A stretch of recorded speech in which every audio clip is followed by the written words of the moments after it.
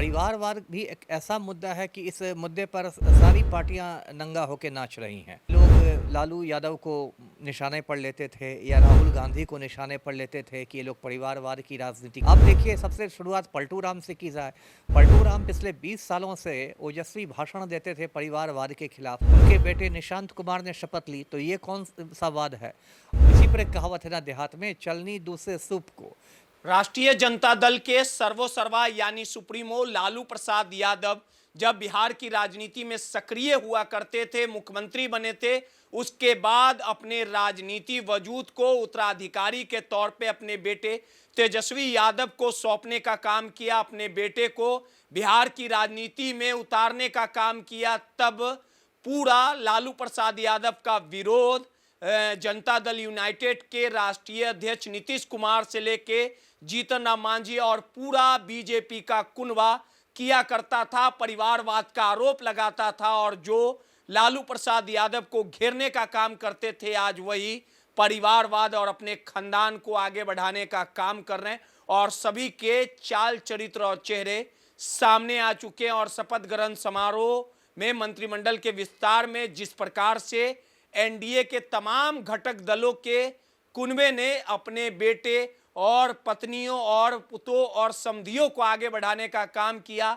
किस प्रकार से परिवारवाद उनके दलों में हावी रहा, ये सब ने देखा। इन तमाम मुद्दों पे बात करने के लिए हमारे साथ पूर्व आईपीएस अमिताभ दास सर हैं। सर, जिन खानदान को आगे बढ़ाने का आरोप लालू प्रसाद यादव पर जीतन राम मांझी, नीतीश कुमार, उपेंद्र कुशवाहा तमाम लोग लगाया करते थे, आज वही लोग उसी रास्ते पे चल पड़े हैं।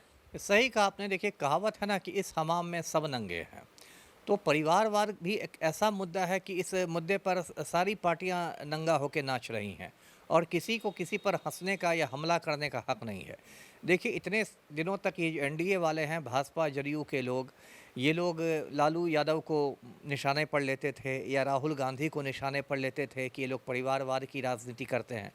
लेकिन अभी जो 7 मई को गांधी मैदान में कैबिनेट का विस्तार हुआ, जिसमें प्रधानमंत्री भी मौजूद थे, तो सबको पता है कि उसमें कैसे कैसे सबके चेहरे बेनकाब हो गए सर। सब बेनकाब हो गए। अब देखिए, सबसे शुरुआत पलटू राम से की जाए।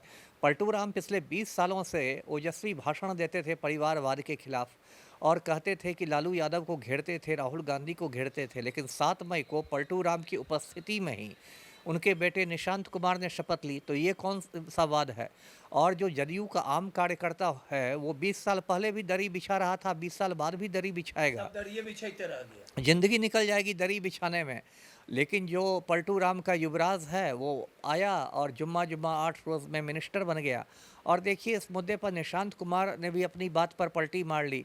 15 दिन पहले तक निशांत कुमार कहते थे कि मैं मंत्री बनने के लायक नहीं हूँ, मैं पहले खुद में काबिलियत पैदा करूँगा, योग्यता लाऊंगा, तब मंत्री बनूंगा। 2 दिन के लिए चंपारण गए यात्रा पर, सद्भाव यात्रा पर, 2 दिन में इनमें काबिलियत आ गई, 2 दिन बाद मिनिस्टर बन गए। तो देखिए, सब इस पर ही है। फिर आपको देखिए, जीतन राम मांझी जो भारत सरकार के मंत्री हैं, उनके बेटे संतोष सुमन को मंत्री की शपथ दिलाई गई। फिर डॉक्टर जगन्नाथ मिश्रा जो मुख्यमंत्री हुआ करते थे, चारा घोटाला में जेल की हवा भी खाई थी उन्होंने, उनके बेटे नीतीश मिश्रा को भाजपा कोटे से मिनिस्टर बनाया गया। उसके बाद आप देखिए, श्रेयसी सिंह जो भाजपा की एमएलए है, उनके पिता दिग्विजय सिंह और माता पुतुल सिंह दोनों बांका से सांसद हुआ करते थे।